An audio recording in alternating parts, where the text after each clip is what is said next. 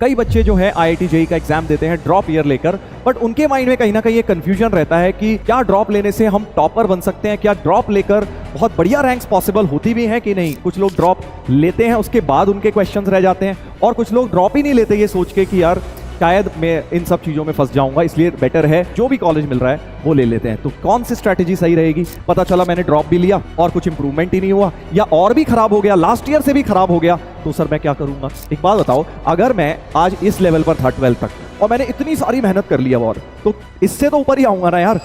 Hello बच्चों, कैसे हो आप सब लोग। तो बच्चों आज हम लोग जुड़े हैं एक शॉर्ट वीडियो के साथ, जहां पर मैं आप लोगों को ये बताऊंगा कि जो ड्रॉप ईयर होता है, कई बच्चे जो है आईआईटी जेईई का एग्जाम देते हैं ड्रॉप ईयर लेकर, बट उनके माइंड में कहीं ना कहीं ये कंफ्यूजन रहता है कि क्या ड्रॉप लेने से हम टॉपर बन सकते हैं, क्या ड्रॉप लेकर बहुत बढ़िया रैंक्स पॉसिबल होती भी हैं कि नहीं। कई बार बच्चों को ऐसा लगता है ड्रॉपर्स कभी भी टॉपर्स नहीं बन पाते। तो आज इसी मिथ को हम लोग डिबस्ट करेंगे, क्योंकि बेटा मैंने खुद भी एक्चुअली आईआईटी जेईई क्लियर किया हुआ है। आप लोग जानते हैं ऑल इंडिया रैंक 289 भी मेरी आई है, बट बहुत ही कम लोगों को ये बात पता होगी कि मैंने एक्चुअली ड्रॉप लेकर ये रैंक हासिल करी है। तो मैं खुद एक एग्जांपल हूं जिसने एक टॉप रैंक हासिल करी है आईआईटी जेईई में, वो भी ड्रॉप ईयर में। तो मैं आपको वो सारी चीजें आज के वीडियो में बताने वाला हूं, जो स्ट्रैटेजीज मैंने यूज करी, किस तरह से मैंने जो गलतियां 12th तक करी थी वो अवॉइड करते हुए किस तरह से मैं टॉप रैंकर बना आईआईटी जेईई के अंदर। चलिए तो स्टार्ट करेंगे, और उम्मीद है इस वीडियो से आप भी कुछ सीखेंगे।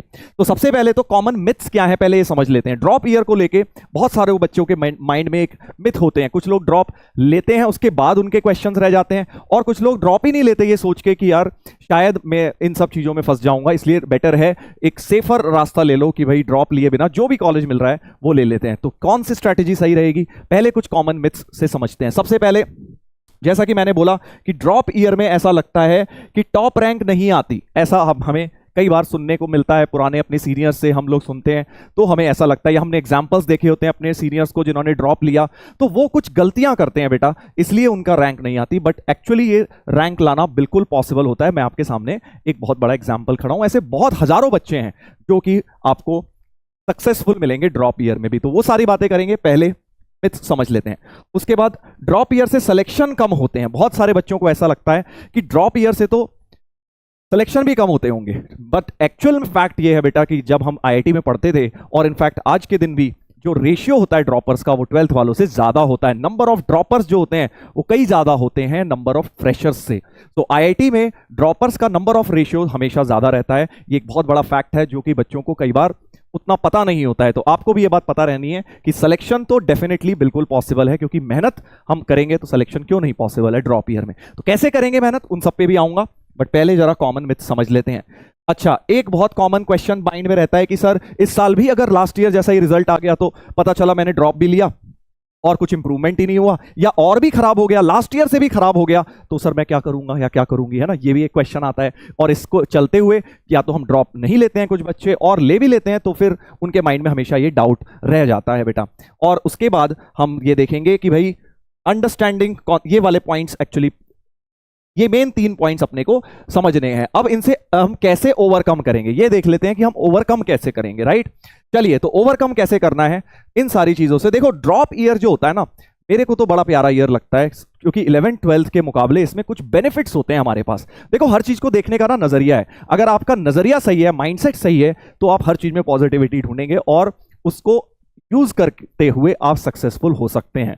ठीक है, तो पहली चीज क्या है, एम्पल टाइम होता है प्रैक्टिस करने के लिए। देखो जो भी बच्चों ने 11th 12th में कोचिंग करी, कहीं ना कहीं से तैयारी करी, और उनका सिलेक्शन नहीं हुआ, उनका सिलेक्शन 2 कारणों से नहीं हुआ होगा। देखो मेजरली, ऑब्वियसली एक तो ये कारण हो सकता है कि अच्छी तरह पढ़ाई नहीं करी, सर हमने बैकलॉग था, वो बात नहीं कह रहा, बट पढ़ाई करने के बावजूद भी सिलेक्शन अगर नहीं हुआ तो 2 ही कारण हो सकते हैं बेटा। एक तो आपने या तो सेल्फ स्टडी कम करी होगी, खूब सारे क्वेश्चंस प्रैक्टिस नहीं कर पाए, सर जितनी प्रैक्टिस की रिक्वायरमेंट थी उतनी नहीं कर पाए, किसी तरह बस थ्योरी कर पाए, वन शॉट से या रेगुलर क्लासेस से सिर्फ थ्योरी पढ़ पाए सर, बट क्वेश्चंस नहीं करे। तो ड्रॉप ईयर में क्या होता है, ये वाली प्रॉब्लम सॉल्व हो जाती है, क्योंकि हमारे पास खूब टाइम है, खूब टाइम ही टाइम है, ना हमें स्कूल की टेंशन है, ना हमें बोर्ड्स की टेंशन, ना प्रैक्टिकल्स की टेंशन। सो 1 पॉइंट एजेंडा होता है। मैंने तो यही किया था यार, क्योंकि 12th में के तक तो आपको स्कूल एग्जाम, प्रैक्टिकल आ रहे हैं, बोर्ड्स करना है, प्री बोर्ड्स हैं, बहुत चीज़ों की टेंशन होती है। बट ड्रॉप ईयर में कुछ नहीं करना, बस आपको बैठ के क्वेश्चन ही क्वेश्चन लगाने हैं, पीसीएम आईआईटी लेवल की मैथ्स करनी है, ऑब्जेक्टिव क्वेश्चन लगाने हैं।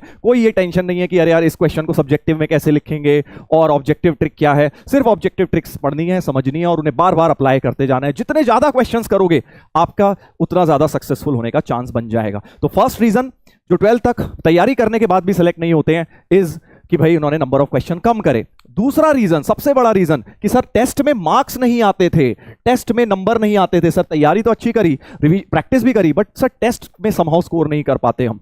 तो इस साल आपको खूब सारे टेस्ट देने हैं। मैंने तो सही बता रहा हूं, हर हफ्ते एक टेस्ट दिया था ड्रॉप ईयर में। अब वो चाहे आपका जहां भी आप पढ़ रहे हैं कोचिंग में अगर हो रहा है तो ठीक है, नहीं तो आप सेल्फ प्रैक्टिस टेस्ट दे दो ना यार। आपको कौन रोक रहा है घर पे बैठ के हर संडे 3 घंटे का पेपर देने के लिए या 1 घंटे का पेपर, कोई भी सब्जेक्ट का टॉपिक वाइज। तो जितने ज्यादा टेस्ट लिखोगे उतना ज्यादा आपको समझ आएगा कि ऑब्जेक्टिव एग्जाम कैसे क्लियर होता है। देखो, एग्जाम क्लियर करना एक स्ट्रैटेजी के साथ एक टेम्परामेंट चाहिए।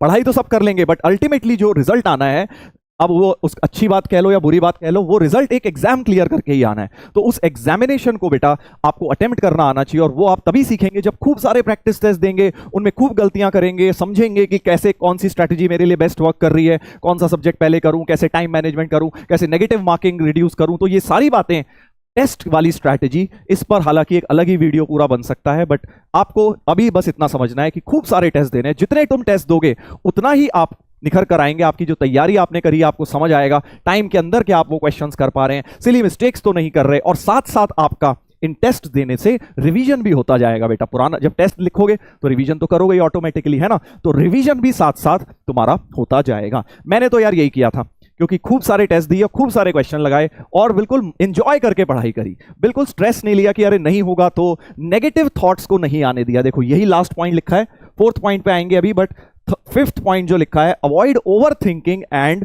Negative thoughts. देखो ड्रॉप ईयर में क्या होता है ना, सच बताऊं अगर एक पॉइंट आप मुझसे बोलेंगे कि सर आप ऐसी रैंक कैसे लेकर आए ड्रॉप ईयर में, तो मैंने अपने आप को इस चीज से दूर रखा। देखो ये सारी चीजें तो करनी है, तुम्हें भी पता है कि भाई हमें खूब सारे क्वेश्चन करने हैं, खूब सारे टेस्ट लगाने हैं, खूब रिवीजन करना है, सब लोग रेडी भी होगे करने को, बट माइंड जो है वो तुम्हारे साथ खेल करता होगा, तुम्हें उल्टा बोलता है कि नहीं होगा तो क्या, इस साल भी नहीं हुआ तो क्या होगा। नेगेटिव थॉट्स से जितना तुम दूर रहोगे ना उतना तुम सिलेक्शन के पास बढ़ते जाओगे। तो आज से सब लोग ये कोशिश करें, जो भी लोग मुझे सुन रहे हैं, अगर आप एक्चुअल में टॉप रैंक लाना चाहते हैं तो नेगेटिव थॉट्स को दूर रखिए। अब ये कहना बड़ा आसान है बट इसको इंप्लीमेंट करना पड़ेगा बेटा। जब भी थॉट्स आ रहे हैं अपने आप को पॉजिटिव रीइंफोर्समेंट दीजिए, पॉजिटिव थिंकिंग के साथ जाइए, कुछ अच्छी अच्छी चीजें सुनिए, मोटिवेशनल वीडियो कभी कभार देख लिया करिए, ताकि आप एक अच्छे जोन में रहें। पॉजिटिव जितना आप रहेंगे ना उतना आपके सिलेक्शन के चांसेस बढ़ जाएंगे। और अगर तुमने पॉजिटिव रह लिए और ये सारी चीजें तुम्हारे पास है ही टाइम, तो भाई तुम टॉप रैंक क्यों नहीं ला सकते। तुम्हारे पास डेफिनेटली एडवांटेज है 12th वालों से ज्यादा, क्योंकि तुम दूसरी बार पढ़ रहे हो और तुम्हारे पास क्या है, तुम्हारे पास समय ही समय है क्वेश्चंस करने का। बस अगर तुम अपने माइंडसेट को पॉजिटिव रख लोगे और एक प्रॉपर तरीके से करते रहे चीजें, तो डेफिनेटली तुम्हें एज है यार। ये सब सोचने की जरूरत ही नहीं है कि इस साल भी नहीं हुआ तो क्यों नहीं होगा। अगर तुम्हारे माइंड में ये आता है इस साल पिछले साल से भी खराब रिजल्ट आ गया, तो कहीं ना कहीं बेटा एफर्ट में कमी है, क्योंकि अगर एफर्ट तुम 100% दे रहे होगे तो क्यों नहीं होगा। एक बात बताओ, अगर मैं आज इस लेवल पर था 12th तक और मैंने इतनी सारी मेहनत कर ली अब, और तो इससे तो ऊपर ही आऊंगा ना यार। ये तो मैं तब था जब मैं कुछ भी नहीं करता था, जब बहुत ही कम लेवल पर था। अगर मैंने इतनी एफर्ट कर ली, दिन में 12-12 घंटे पढ़ाई कर ली, तो क्या मेरा इंप्रूवमेंट नहीं होगा, होगा ना। तो ऐसे अपने आप को पॉजिटिव रीइंफोर्समेंट देना है जब भी नेगेटिव थॉट्स हमारे माइंड में आ रहे हैं, ठीक है। और अब आ जाते हैं इसके बारे में बात कर लेते हैं। ये बात मैंने प्रयास बैच के अंदर भी बताई थी, प्रयास 2.0 बैच में, कि भाई आपको ये x+y = 12, 13, 14 की स्ट्रैटेजी अपनानी है। सर अब ये क्या है, देखो अभी तक कई बच्चे सोच रहे होंगे कि सर आप सिर्फ उन्हीं की बातें कर रहे हैं जो बच्चे 12 तक पढ़ चुके हैं या जो एक बार ड्रॉप ले चुके हैं। व्हाट इफ हम पहली बार जेईई की तैयारी कर रहे हैं, हम ड्रॉप लेके 12 तक हमने करा ही नहीं। व्हाट इफ अगर हम 12th के बाद अब पहली बार तैयारी कर रहे हैं, तो आपके लिए बेटा ये स्ट्रैटेजी है x+y = 12 से स्टार्ट करना है। x क्या है, number of hours to watch lecture, कि एक दिन में आपको क्लास लगाने के लिए कितने घंटे चाहिए होते हैं। मान लीजिए 2 घंटे की 3 क्लासेस आप एक दिन में करते हैं, तो 6 घंटे इसमें आपके चले गए, ठीक है। और फिर बचे वाई होंगे आपके सेल्फ स्टडी आवर्स। तो अगर आपने मान लीजिए यहाँ 6 घंटे लगाए तो कम से कम 6 घंटे डेली सेल्फ स्टडी करनी है। यहां पर लोग मात खा जाते हैं जो कि पहली बार तैयारी कर रहे होते हैं, वो सिर्फ इतना पढ़ लेते हैं। उन्हें लगता है क्लास कर ली, 6 घंटा बहुत हो गया, बहुत पढ़ाई कर ली, बट बेटा उससे रैंक नहीं आएगी आपकी। टॉपर अगर बनना है तो ये वाई की वैल्यू बढ़ाइए। अब हो सकता है कि आप पहली बार पढ़ रहे हैं तो एक्स आपका 6 आवर्स हो रहा है, 7 आवर हो रहा है, तो ये वाला आपका 5 ही घंटे हो पा रहा है, ठीक है। बट हो सकता है आप दोबारा सेकंड ड्रॉप ले रहे हैं या पहले तैयारी कर चुके हैं, हो सकता है आपका 4 हो, 4 घंटे में आप सारे लेक्चर देख पा रहे हो, और आपको फिर यहां पे 8 करना पड़ेगा। यहां पे अब गलती हो जाती है कि हमें लगता है हमें तो पहले से आता है, अरे हम काहे को पढ़ेंगे, चलो 4 घंटे लेक्चर देख लिए, बहुत पढ़ाई हो गई, 4 घंटे और पढ़ लिया, हो गया। नहीं, तुम्हें टोटल सम अपना 12 रखना है। अगर तुम लेक्चर में कम टाइम बचा पा रहे हो तो यानी तुम्हें सेल्फ स्टडी का टाइम बढ़ाना ही है। तो x प्लस वाई 12 तो हर ड्रॉपर को रखना है यार, हर ड्रॉपर को x प्लस वाई की वैल्यू मिनिमम 12 तो रखनी है मैथ्स की लैंग्वेज में। और अगर आप 13 या 14 रख लेते हैं तो बहुत ही बढ़िया है, उससे बढ़िया तो कुछ हो ही नहीं सकता। क्योंकि भाई इस साल जेन्युइनली तुम सोचो, तुम्हें और कुछ काम है ही नहीं। तुमने ड्रॉप क्यों लिया है? ताकि तुम बैठ के आईआईटी फोड़ पाओ और आईआईटी की तैयारी कर पाओ। सिंगल पॉइंट एजेंडा है तुम्हारी लाइफ में, और कुछ तुम्हें सोचना ही नहीं है। सिर्फ खाना पीना, नहाना धोना और आपको थोड़ी बहुत एक्टिविटीज करने के लिए जो समय चाहिए दिन में, सोना 8 घंटे 7-8 घंटे सोइए, 2-3 घंटे और निकाल लीजिए, तो आपके पास फिर भी 12 से 14 घंटे आराम से बचेंगे, ठीक है। और 14 से ज्यादा मत पढ़ना यार, क्योंकि ज्यादा पढ़ोगे 14 से ज्यादा जनरली फिर उतना आउटपुट नहीं आता है बेटा। बस हम बैठे हुए हैं किताबें लेके, बट आउटपुट नहीं आता है। अगर आप जेन्युइनली चाहते हैं आपका आउटपुट आए तो 12 से स्टार्ट करो। 12 अगर इजीली कर पा रहे हो तो उसे 13 करो, और फिर 2-3 महीने बाद उसे 14 करने की कोशिश करो। बट 12-13 भी अगर आप करेंगे तो अच्छी रैंक ला सकते हैं। मैं पर्सनली बताऊं तो मैं लगभग 14 घंटे करता था। मेरा पर्सनली x प्लस वाई की वैल्यू 14 आ जाती थी जनरली ओवरऑल। कभी 12 भी होती थी, किसी दिन 14 हो जाती थी, मतलब ओवरऑल 13 आ जाती होगी। तो अगर आप ये बेटा फॉलो कर पाएंगे तभी टॉप रैंक आएगा। देखो यार, मेहनत अगर करनी है, मेहनत तो करनी पड़ेगी। अगर कोई रिजल्ट चाहिए, कोई बड़ी चीज अचीव करना चाहते हो लाइफ में, आईआईटी क्लियर करना टॉप रैंक के साथ एक आसान चीज नहीं है। अगर आप वो चाहते हैं तो भाई इस एक साल अपनी 100% एफर्ट देना ही पड़ेगा। और अगर तुम वो दे दोगे तो दुनिया की कोई ताकत नहीं है जो बेटा तुम्हें रोक पाए एक अच्छी रैंक लाने से, ठीक है। चलिए, तो ये छोटी सी स्ट्रैटेजी मैंने आपको बता दी है किस तरह से आप प्लानिंग करेंगे तो आपका टॉप रैंक्स पॉसिबल हैं इवन ड्रॉप ईयर में, ठीक है। तो ऑल इन ऑल अगर कंक्लूजन करूं तो सिंपल सी बात है, अपने ऊपर विश्वास रखिए, believe in yourself, that is the conclusion. और नेगेटिविटी से दूर रहिए।